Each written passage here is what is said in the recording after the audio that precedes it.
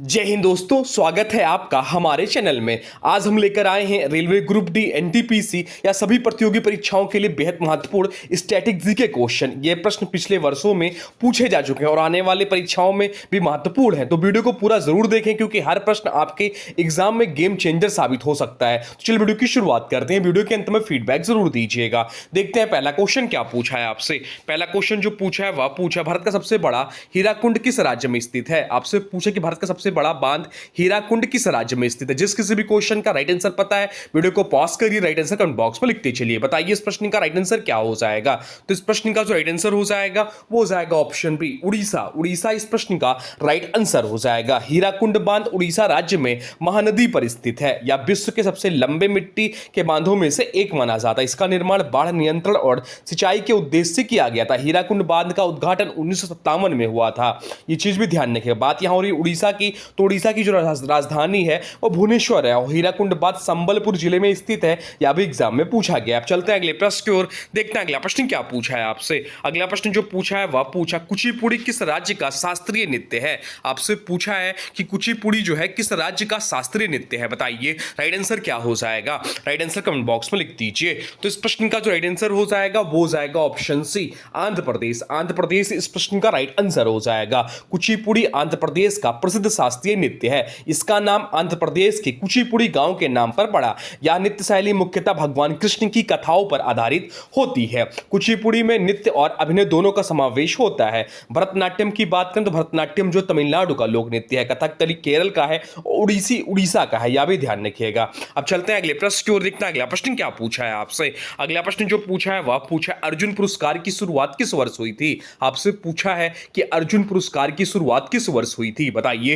Right answer क्या हो जाएगा। राइट आंसर कमेंट बॉक्स में लिख दीजिए। सभी का आंसर कमेंट बॉक्स में आना चाहिए। देखते हैं आपकी तैयारी कैसी है। बताइए क्या होगा राइट आंसर। तो राइट आंसर जो हो जाएगा वो हो जाएगा ऑप्शन बी, 1961 में। ऑप्शन बी इस प्रश्न का राइट आंसर हो जाएगा। अर्जुन पुरस्कार की शुरुआत वर्ष 1961 में हुई थी। यह पुरस्कार खेलों में उत्कृष्ट प्रदर्शन के लिए दिया जाता है। यह भारत सरकार के युवा कार्यक्रम एवं खेल मंत्रालय द्वारा प्रदान किया जाता है। अर्जुन पुरस्कार पाने वाले खिलाड़ियों को ट्रॉफी, प्रमाण पत्र और नगद राशि दी जाती है। भारत का सर्वोच्च खेल पुरस्कार कौन सा है। तो भारत का सर्वोच्च खेल पुरस्कार जो मेजर ध्यानचंद खेल रत्न पुरस्कार है। द्रोणाचार्य पुरस्कार किसे दिया जाता है। तो द्रोणाचार्य पुरस्कार जो है कोचों को दिया जाता है। अर्जुन पुरस्कार का नाम महाभारत के योद्धा अर्जुन पर रखा गया। अब चलते हैं अगले प्रश्न की ओर। देखते हैं अगला प्रश्न क्या पूछा है आपसे। अगला प्रश्न पूछा, रक्त समूह की खोज किसने की थी। आपसे पूछा है कि रक्त समूह की खोज किसने की थी। बताइए राइट आंसर क्या हो जाएगा। राइट आंसर कमेंट बॉक्स में लिख दीजिए। तो राइट आंसर जो हो जाएगा वो हो जाएगा ऑप्शन सी,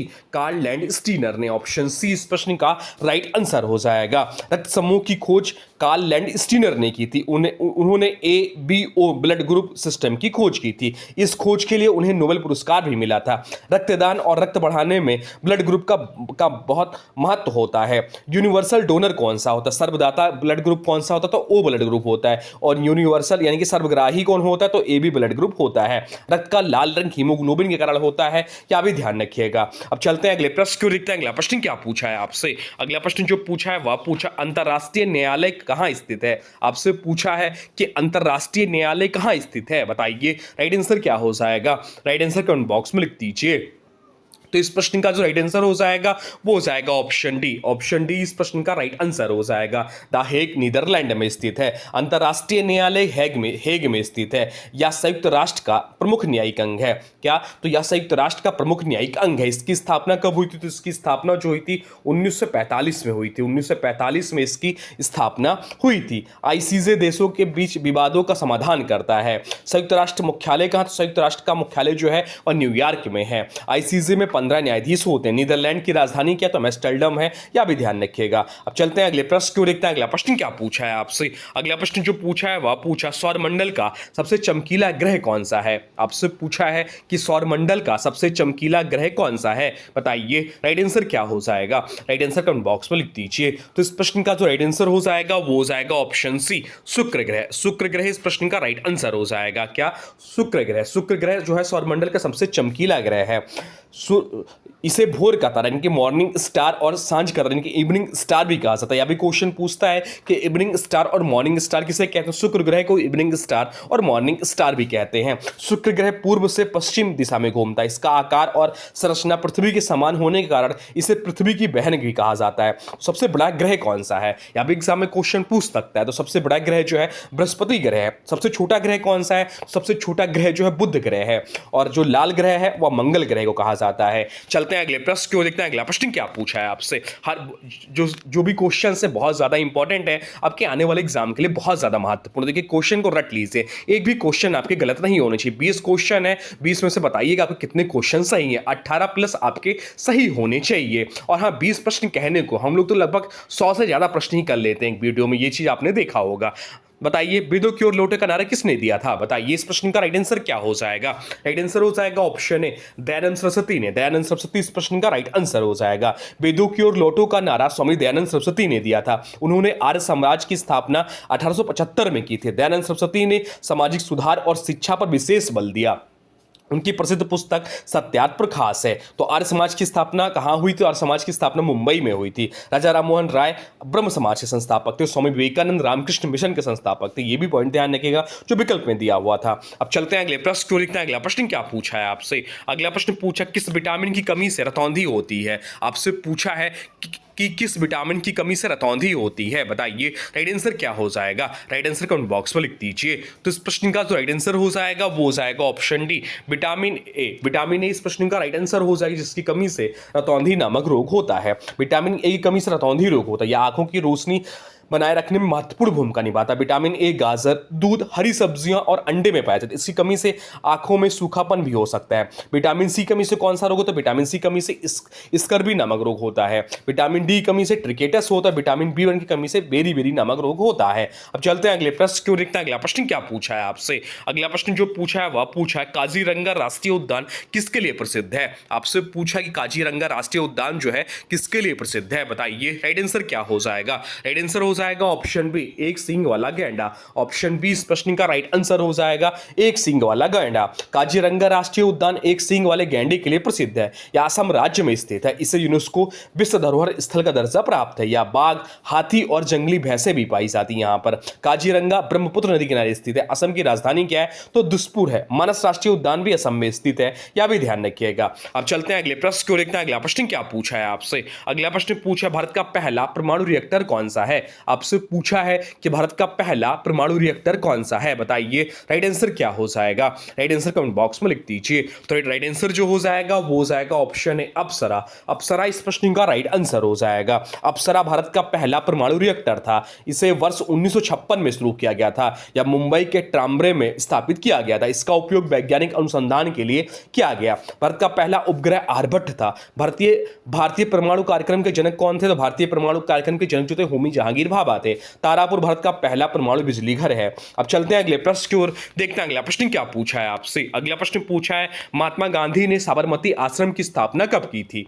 आपसे पूछा है कि महात्मा गांधी ने साबरमती आश्रम की स्थापना कब की थी। इसे इंपॉर्टेंट मार्क कर लीजिए, बताइए राइट आंसर क्या हो जाएगा। तो इस प्रश्न का जो राइट आंसर हो जाएगा वो हो जाएगा ऑप्शन बी, 1917 में। ऑप्शन बी इस प्रश्न का राइट आंसर हो जाएगा। महात्मा गांधी ने साबरमती आश्रम की स्थापना 1917 में की थी। यह आश्रम साबरमती नदी किनारे स्थित है। गांधी जी ने यहीं से कई स्वतंत्रता आंदोलन का संचालन किया। दांडी मार्च की शुरुआत भी इसी आश्रम से हुई थी। तो साबरमती आश्रम है कहां, तो साबरमती आश्रम जो है अहमदाबाद में है। गांधी जी का जन्म कब हुआ था, तो गांधी जी का जन्म 2 अक्टूबर 1869 को हुआ था। दांडी मार्च 1930 में। अब चलते हैं अगले प्रश्न की ओर, देखते हैं अगला प्रश्न क्या पूछा है आपसे।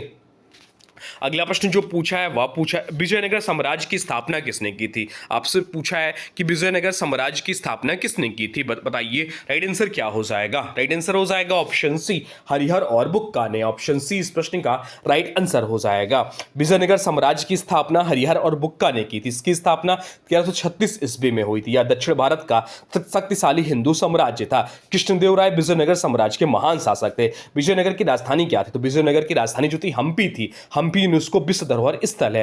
तालीकोटा का युद्ध कब हुआ था? तो 1565 में हुआ था, यह भी ध्यान रखिएगा। अब चलते हैं अगले प्रश्न की ओर, देखते हैं अगला प्रश्न क्या पूछा है आपसे। अगला प्रश्न पूछा, भारत की पहली महिला राज्यपाल कौन थी? आपसे पूछा है कि भारत की पहली महिला राज्यपाल कौन थी, बताइए राइट आंसर क्या हो जाएगा। तो इस प्रश्न का जो राइट आंसर हो जाएगा वो हो जाएगा ऑप्शन बी, सरोजनी नायडू। सरोजनी नायडू इस प्रश्न का राइट आंसर हो जाएगा। सरोजनी नायडू भारत की पहली महिला राज्यपाल थी। उन्हें भारत कोकिला के नाम से भी जाना जाता है। वह उत्तर प्रदेश की राज्यपाल बनी थी। उन्होंने भारतीय स्वतंत्रता आंदोलन में महत्वपूर्ण भूमिका निभाई। पहली महिला मुख्यमंत्री कौन रही? तो पहली महिला मुख्यमंत्री सुचेता कृपलानी थी। ये भी उत्तर प्रदेश से थी। एनी बेसेंट जो थी होम रूल आंदोलन से जुड़ी थी। सरोजनी नायडू प्रसिद्ध कवित्री भी थी। अब चलते हैं अगले प्रश्न को, देखते हैं अगला प्रश्न क्या पूछा है आपसे। अगला प्रश्न पूछा, डेविस कप का संबंध किस खेल से है? आपसे पूछा है कि डेविस कप का संबंध किस खेल से है, बताइए राइट आंसर क्या हो जाएगा। राइट आंसर हो जाएगा ऑप्शन सी, टेनिस। टेनिस इस प्रश्न का राइट आंसर हो जाएगा।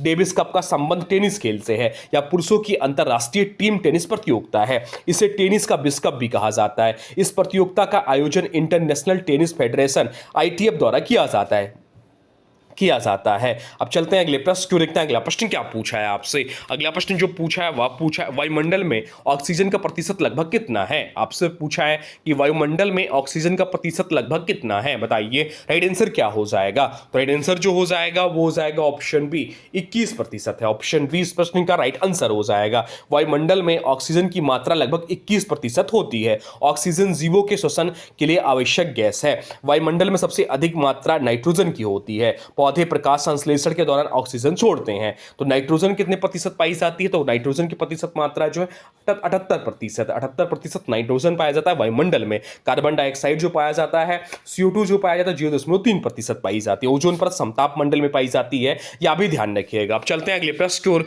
देखते हैं अगला प्रश्न क्या पूछा है आपसे। अगला प्रश्न पूछा, यक्षगान किस राज्य का प्रसिद्ध लोक नृत्य है? आपसे पूछा है कि यक्षगान जो है किस राज्य का प्रसिद्ध लोक नृत्य है, बताइए राइट आंसर क्या हो जाएगा। राइट आंसर हो जाएगा ऑप्शन ए, कर्नाटक। कर्नाटक इस प्रश्न का राइट आंसर हो जाएगा। यक्षगान कर्नाटक का प्रसिद्ध लोक नृत्य एवं लोक नाट्य है। इसमें संगीत, नृत्य और अभिनय का मिश्रण होता है। यह मुख्यतः पौराणिक कथाओं पर आधारित होती है। कलाकार रंग बिरंगे वस्त्र और आकर्षक मेकअप का उपयोग करते हैं। कथकली का, तो कथकली केरल का है। कुचिपुड़ी आंध्र प्रदेश का भी हम लोग पढ़े थे, और भरतनाट्यम भी तमिलनाडु का लोक नृत्य है। अब चलते हैं अगले प्रश्न की ओर, देखते हैं अगला प्रश्न क्या पूछा है आपसे। अगला प्रश्न पूछा, प्रसिद्ध सांची का स्तूप किसने बनवाया था? आपसे पूछा है कि प्रसिद्ध सांची का स्तूप किसने बनवाया था, बताइए राइट आंसर क्या हो जाएगा। तो राइट आंसर जो हो जाएगा वो हो जाएगा ऑप्शन सी, अशोक ने। अशोक इस प्रश्न का राइट आंसर हो जाएगा। सांची का स्तूप सम्राट अशोक द्वारा बनवाया गया था। यह बौद्ध धर्म का महत्वपूर्ण स्मारक है। यह मध्य प्रदेश में स्थित है। सांची का स्तूप यूनेस्को विश्व धरोहर स्थल है। अशोक जो है मौर्य वंश के महान शासक थे। कलिंग युद्ध के बाद अशोक ने बौद्ध धर्म अपनाया। सांची रायसेन जिले में स्थित है। अब चलते हैं अगले प्रश्न की ओर, देखते हैं अगला प्रश्न क्या पूछा है आपसे। अगला प्रश्न पूछा है, भारत में श्वेत क्रांति का जनक किसे माना जाता है? आपसे पूछा है कि भारत में श्वेत क्रांति का जनक किसे माना जाता है, बताइए राइट आंसर क्या हो जाएगा। राइट आंसर कमेंट बॉक्स में लिख दीजिए, बताइए क्या होगा। यह इंपॉर्टेंट प्रश्न है, आप सभी को आना चाहिए। बताइए अगर इसका राइट आंसर पता है तो यस लिखिए कमेंट बॉक्स में, नहीं पता है तो नो लिखिए। तो राइट आंसर जो हो जाएगा वो हो जाएगा option B, doctor Verghese Kurien इस प्रश्न का राइट आंसर हो जाएगा। डॉक्टर वर्गीज कुरियन को भारत में श्वेत क्रांति का जनक कहा जाता है। श्वेत क्रांति का संबंध दुग्ध उत्पादन बढ़ाने से, ऑपरेशन फ्लड कार्यक्रम इसी से जुड़ा है। अमूल डेयरी की सफलता में उनका महत्वपूर्ण योगदान है। हरित क्रांति किससे संबंधित? तो हरित क्रांति जो है कृषि उत्पादन से संबंधित है। नीली क्रांति मत्स्य उत्पादन संबंधित। ऑपरेशन फ्लड की शुरुआत 1970 में हुई थी, यह भी ध्यान रखिएगा। अब चलते हैं अगले प्रश्न की ओर, देखते हैं अगला प्रश्न क्या पूछा है आपसे। अगला प्रश्न पूछा, पनामा नहर किन दो महासागरों को जोड़ती है? आपसे पूछा है कि पनामा नहर किन दो महासागरों को जोड़ती है, बताइए राइट आंसर क्या हो जाएगा। राइट आंसर कमेंट बॉक्स में लिख दीजिए। तो राइट आंसर जो हो जाएगा वो हो जाएगा ऑप्शन ए, प्रशांत और अटलांटिक महासागर इस प्रश्न का राइट आंसर हो जाएगा। पनामा नहर प्रशांत महासागर और अटलांटिक महासागर को जोड़ती है। यह विश्व की महत्वपूर्ण कृत्रिम नहरों में से एक है। इससे समुद्री यात्रा की दूरी और समय दोनों कम हो जाती है। सुएज नहर भूमध्य सागर को लाल सागर से जोड़ती है। पनामा नहर का उद्घाटन 1914 में हुआ। विश्व व्यापार में नहरों का महत्वपूर्ण योगदान रहता है। अब चलते हैं अगले प्रश्न की ओर, देखते हैं अगला प्रश्न क्या पूछा है आपसे। अगला प्रश्न जो पूछा है वह पूछा है, हीरा किसका अपरूप है? आपसे पूछा कि हीरा जो है किसका अपरूप है, बताइए राइट आंसर क्या हो जाएगा। राइट आंसर जो हो जाएगा हो जाएगा ऑप्शन डी कार्बन। कार्बन इस प्रश्न का राइट आंसर हो जाएगा। हीरा कार्बन का अपरूप है या प्राकृतिक रूप से पाया जाने वाला सबसे कठोर पदार्थ माना जाता है। हीरे में कार्बन परमाणु मजबूत सहसंयोजक बंधों से जुड़े होते हैं। इसका उपयोग आभूषण और कटाई के औजारों में किया जाता है। ग्रेफाइट भी कार्बन का अपरूप है। ग्रेफाइट विद्युत का सुचालक होता है, हीरा विद्युत का कुचालक होता है। तो ये थे आपके टॉप स्टैटिक्स के क्वेश्चन। अब आज की वीडियो से प्रश्न है, इसका राइट आंसर आप लोग कमेंट बॉक्स में बताना है। आज की वीडियो से प्रश्न है कि यक्षगान किस राज्य का प्रसिद्ध लोक नृत्य है। आपसे पूछा है कि यक्षगान जो है किस राज्य का प्रसिद्ध लोक नृत्य है। इसका जो भी राइट आंसर होगा कमेंट बॉक्स में जरूर बताइएगा। तो दोस्तों ये थे आज के महत्वपूर्ण स्टैटिक्स के क्वेश्चन। अगर वीडियो पसंद आया हो तो लाइक करें, शेयर करें और चैनल सब्सक्राइब जरूर करें ताकि ऐसे ही महत्वपूर्ण प्रश्न आपको रोज मिलते रहें। याद रखिए, लगातार अभ्यास ही सफलता की सबसे बड़ी कुंजी है। मिलते हैं अगले वीडियो में एक नए महत्वपूर्ण सेट के साथ। तब तक के लिए जय हिंद, वंदे मातरम।